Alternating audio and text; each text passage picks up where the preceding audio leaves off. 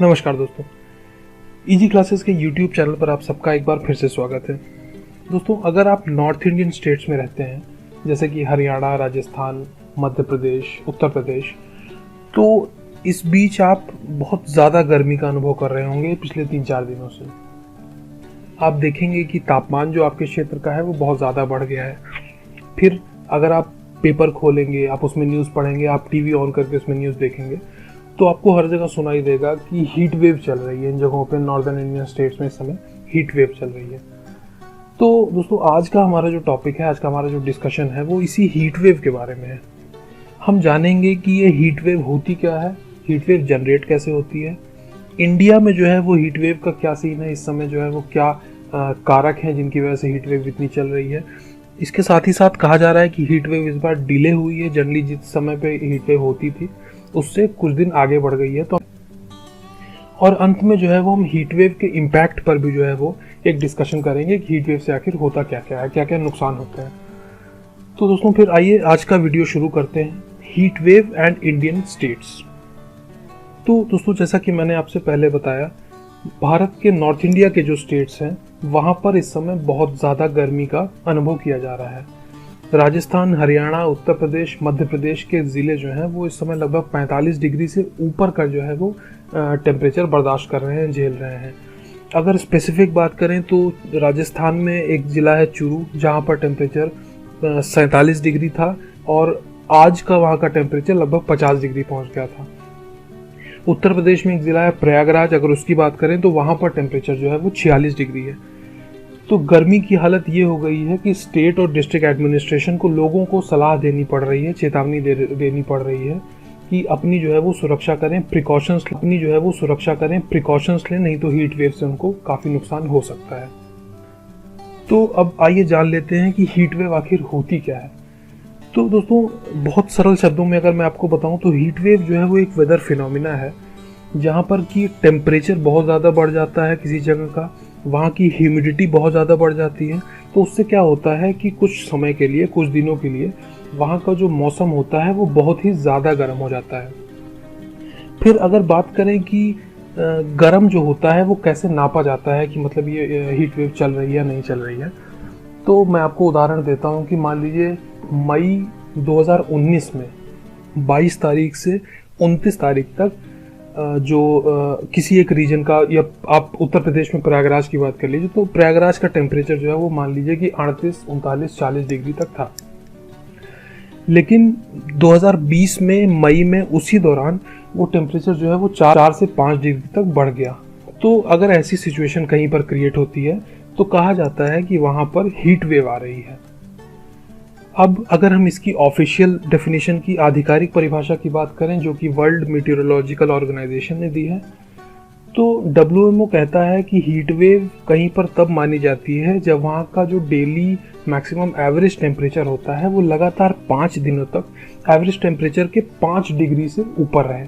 मतलब जैसा कि मैंने आपको एग्जांपल में बताया कि किसी जगह का 40 डिग्री टेम्परेचर जो है वो एवरेज है, तो लगातार 5 दिनों तक, 4 से 5 दिनों तक वो टेम्परेचर अगर 5 डिग्री सेल्सियस से ज़्यादा रहता है एवरेज से, तो कहा जाता है कि वहाँ पर हीट वेव चल रही है। ये परिभाषा WMO द्वारा दी गई है। अगर हम अब भारत की बात करें, भारत में हीट वेव की बात करें, तो भारत में मार्च से जून के महीनों के बीच में हीट वेव एक्सपीरियंस की जाती है। भारत के जो वैज्ञानिक हैं, जो मेटीरोलॉजिस्ट हैं, वो कहते हैं कि जो प्लेन एरियाज होते हैं वहाँ पर अगर टेम्परेचर 40 डिग्री से ऊपर जाता है 4 से 5 दिन के लिए, तो वहाँ पर हीट वेव मानी जाती है। और जो हिली एरियाज होते हैं जो कि जनरली प्लेन्स से ज़्यादा ठंडे होते हैं, वहाँ पर अगर टेम्परेचर 4 से 5 दिन के लिए 30 डिग्री सेल्सियस से ऊपर जाता है तो कहा जाता है कि वहाँ पर हीट वेव आ गई है। आखिरी पॉइंट आप देखेंगे तो इसमें वही चीज़ है कि 4 से 5 दिनों की बात की गई है कि इतने दिन लगातार अगर नॉर्मल टेम्परेचर से ज़्यादा टेम्परेचर रहता है तो वहाँ पर हीट वेव डिक्लेयर कर दी जाती है। तो इसके बाद अब एक सवाल दिमाग में उठता है कि हीट वेव आखिर कितने दिनों तक कहीं पर रह सकती है। तो एक अगर जनरल सेंस में बात करें तो जो है वो मिनिमम 4 दिनों तक हीट वेव रहती है। WMO की परिभाषा भी हमने देखी, उसमें भी कहा गया था कि लगातार 5 दिनों तक अगर एवरेज टेम्परेचर 5 डिग्री से ऊपर होता है तो हीट वेव मानी जाती है। तो भारत में भी जो जनरली मान्यता है वो ये है कि 4 दिनों तक तो हीट वेव रहती ही रहती है। लेकिन ये हीट वेव का जो समय है ये 7 दिनों से 10 दिनों तक भी जा सकता है। अगर आज तक की बात करें तो आज तक का जो सबसे लंबा हीट वेव का स्पेल था वो मई 2015 में था, जबकि 18 मई से लेकर 31 मई तक लगातार हीट वेव चली थी। और इस समय हीट वेव से जो सबसे ज़्यादा अफेक्टेड स्टेट्स थे वो थे वेस्ट बंगाल, उड़ीसा, आंध्र प्रदेश और तेलंगाना। इसके अलावा 2014 में जून में 2 तारीख से 11 तारीख तक एक बार जो है वो बहुत लंबी हीट वेव चली थी, तो वो भी एक उदाहरण है जब हमारे यहाँ लंबा स्पेल रहा है हीट वेव का। अब अगर हम 2020 की बात करें तो इस बार की जो हीट वेव है वो कहा जा रहा है कि 22 मई से शुरू हुई और ये 29 मई तक लगातार चलेगी। मतलब हीट वेव का जो मौसम है वो 22 मई से 29 मई तक 2020 में रहना है।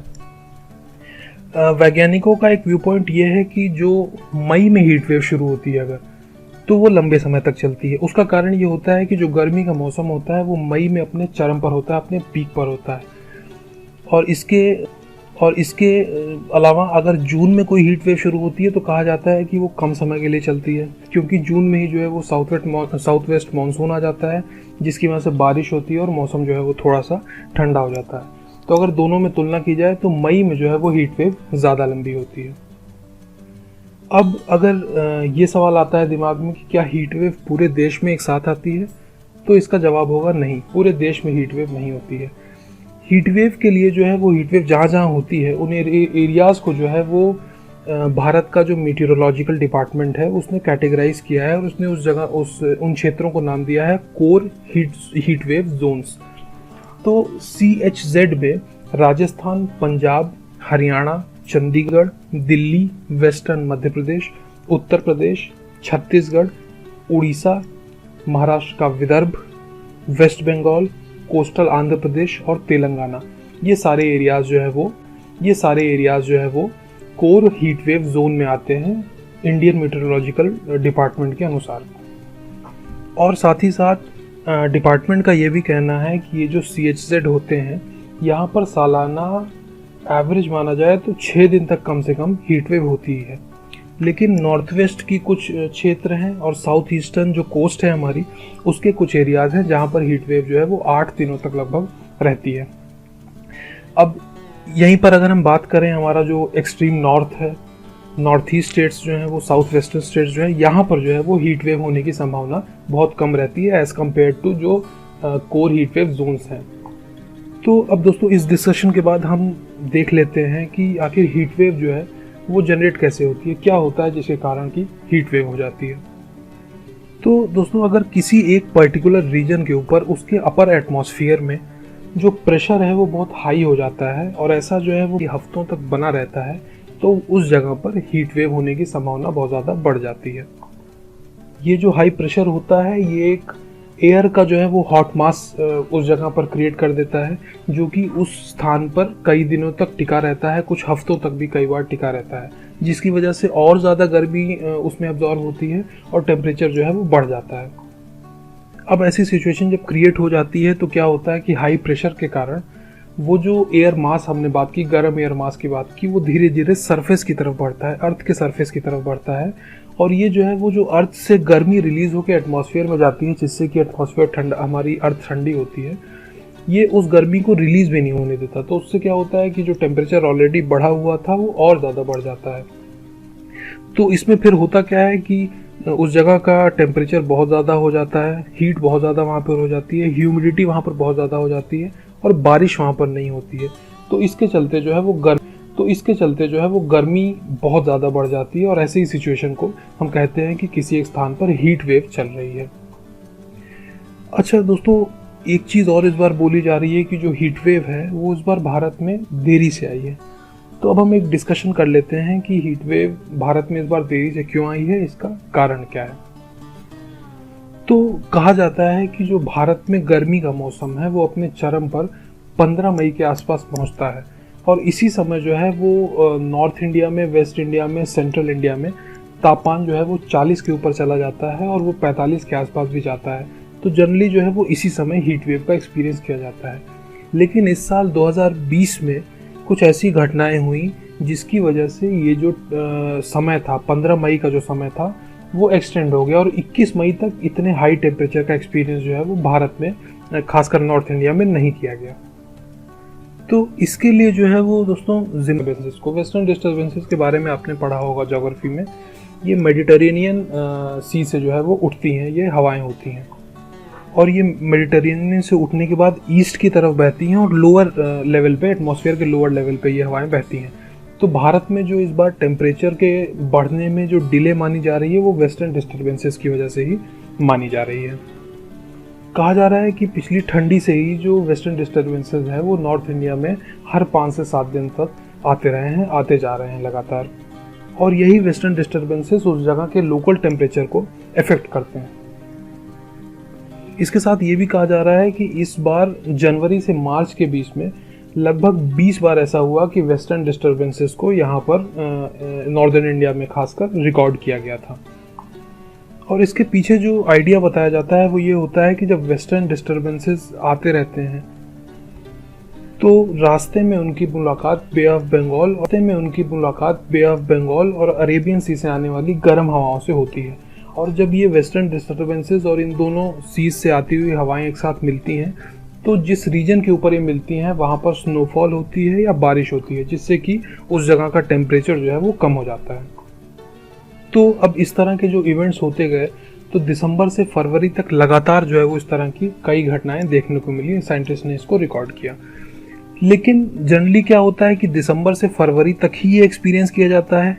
इस बार भारत में क्या हुआ कि मई तक जो है वो फिनोमिना ये चलता रहा और राजस्थान, पंजाब, उत्तर प्रदेश, मध्य प्रदेश, दिल्ली, इन सब क्षेत्रों में जो है वो खासकर इसकी वजह से बहुत ज़्यादा बारिश हुई मई के महीने में भी। और यहाँ का जो टेम्परेचर था वो जनरली ठंडा रहा, जैसा अगर कंपेयर करें पिछले साल से तो यहाँ का टेम्परेचर जो है वो कम रहा। तो इन्हीं सब चीज़ों के चलते जो है वो जब टेम्परेचर ज़्यादा दिन तक कम रहा, उसके बाद जब इस फिनोमिना का इन्फ्लुएंस ख़त्म हुआ तो जाके हीट वेव शुरू हुई। तो इसलिए जो है वो इसी को जिम्मेदार ठहराया जा रहा है कि इसके चलते इस बार हीट वेव जो शुरू हुई वो 22 मई से शुरू हुई, जो कि जनरली 15 मई तक शुरू हो जाया करती थी। तो हीट वेव के बारे में जो बेसिक इन्फॉर्मेशन थी वो हमने देख ली। अब हम दोस्तों छोटा सा डिस्कशन कर लेते हैं कि हीट वेव का इम्पैक्ट क्या होता है। अब अगर कहीं पर हीट वेव चलती है तो कोई लिविंग क्रीचर है, कोई इंसान है, कोई जानवर है, उसकी बॉडी का टेम्परेचर जो है वो अगर एक्सटर्नल टेम्परेचर या एटमॉस्फेरिक टेम्परेचर से कम है तो उसको हीट स्ट्रोक होने की संभावना बहुत ज़्यादा हो जाती है। हीट स्ट्रोक या हीट क्रैम्प भी उसको कहा जाता है। तो ऐसी सिचुएशन में क्या होता है कि बॉडी जो होती है वो अपना टेम्परेचर रेगुलेट नहीं कर पाती, मेंटेन नहीं कर पाती और उसकी वजह से उसका स्वास्थ्य जो है वो उस ऑर्गेनिज्म का खराब हो जाता है। इसका दूसरा असर जो है वो एटमॉस्फेयर पर पड़ता है, उसके पॉल्यूशन पर पड़ता है। पॉल्यूशन के लेवल, हॉट एयर का मास है वो जब किसी रीजन के ऊपर इकट्ठा हो जाता है तो जो नीचे की हवा है वो ऊपर एटमॉस्फेयर में नहीं जा पाती है।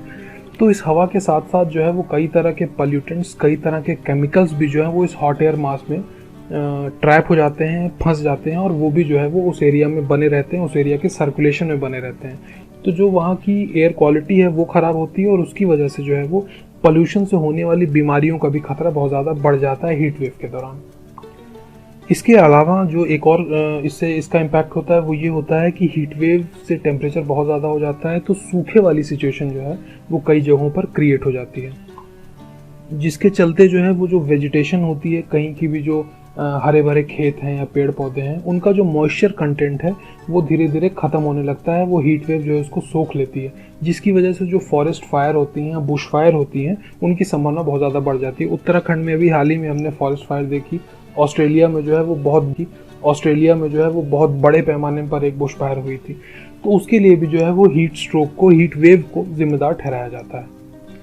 अब हमने इंसान के शरीर पर इसका क्या इफेक्ट होता है उसकी बात कर ली।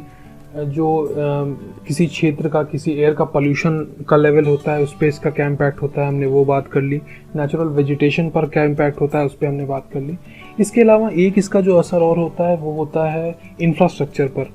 आप देखेंगे कि जब बहुत ज़्यादा गर्मियाँ होती हैं तो रोड में, सड़कों में दरारें पड़ जाती हैं, बिल्डिंग्स में दरारें पड़ जाती हैं, फिर जो है वो वाटर लाइन्स जो होती हैं, पानी की पाइपें वगैरह जाती हैं वो फट जाती हैं। तो ये इस तरह के और भी इवेंट्स होते हैं जो कि इंफ्रास्ट्रक्चर को भी नुकसान पहुंचाते हैं। इसके साथ ही साथ जो है वो एयरक्राफ्ट की परफॉर्मेंस जो होती हैं वो भी इससे इन्फ्लुएंस होती हैं। साथ ही साथ जब टेम्परेचर बहुत ज़्यादा रहेगा तो जो ग्राउंड सरफेस है किसी एयरपोर्ट का रनवे हो गया, रनवे भी जो है वो रोड की तरह ही होता है, तो उसमें भी क्रैक्स आ सकते हैं, तो इसके ऑपरेशन पे उससे भी बड़ा इफेक्ट पड़ता है। फिर व्हीकल कूलिंग सिस्टम्स जो होते हैं उन पे भी इनका बहुत ख़राब प्रभाव पड़ता है, क्योंकि अचानक से इतनी ज़्यादा गर्मी बढ़ने पे जो है उनकी एफिशिएंसी कम हो जाती है। तो ओवरऑल जो है वो आपने देख लिया कि एटमॉस्फेयर पर, ह्यूमन हेल्थ पर, वेजिटेशन पर, इकोनॉमी पर भी जो है वो हीट वेव का असर पड़ता है, बुरा असर पड़ता है। अब इसके साथ ही साथ जो है वो जब बहुत ज़्यादा गर्मी पड़ती है तो जो इंसान की प्रोडक्टिविटी होती है, उसकी परफॉर्मेंस होती है, वो भी कम हो जाती है, उसका स्वास्थ्य बिगड़ जाता है, तो उसकी परफॉर्मेंस ख़राब होती है, तो जिससे कि ओवरऑल जो है वो इकोनॉमी पर भी प्रभाव पड़ता है। साथ ही साथ जो है वो ग्लोबल वार्मिंग पर भी जो इसका असर पड़ सकता है, और इसी वजह से ओजोन लेयर पे इसका मतलब अगर हम देखें, हम इसको कनेक्ट करते जाएं तो लगभग ये सारे फिनोमिना से जो है वो कनेक्ट हो जाती है कि जब एटमॉस्फेयर बहुत गर्म रहेगा तो ग्लोबल वार्मिंग ऑब्वियसली बढ़ेगी, ग्लोबल वार्मिंग बढ़ेगी तो ओजोन लेयर में जो गैप्स हैं वो बढ़ेंगे, जिससे कि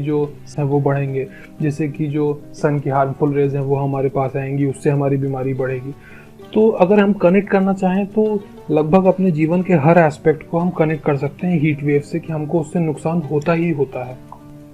तो इसका कंक्लूजन ये है कि हीट वेव हमारे लिए बहुत नुकसानदायक है, हमको इससे जो है वो बच के रहना चाहिए, प्रिकॉशंस। लास्ट पॉइंट भी आप देखेंगे तो उसमें भी वही है कि ग्लोबल टेम्परेचर बढ़ेगा तो ग्लोबल वेदर जो है वो ख़राब होगा। तो ये सारी चीज़ें जो हैं वो ओवरऑल हमको इसी कंक्लूजन पे पहुंचाती हैं कि जो हीट वेव के जो इल इफ़ेक्ट्स हैं, जो उससे नुकसान है, होने वाले नुकसान हैं, वो बहुत ही ज़्यादा होते हैं। तो जो स्टेट्स और एडमिनिस्ट्रेशन हमको कहता है प्रिकॉशंस लेने के लिए, हमको उस तरह के प्रिकॉशंस लेने चाहिए, और हमको कोशिश करनी चाहिए कि हमारा जो एटमॉस्फेयर है वो ठंडा रहे, उसमें जो है वो हम उसको बहुत ज़्यादा पल्यूट ना करें, क्योंकि पॉल्यूशन भी एक कारण होता है कि गर्मी जो है वो किसी जगह की बहुत ज़्यादा बढ़ती है।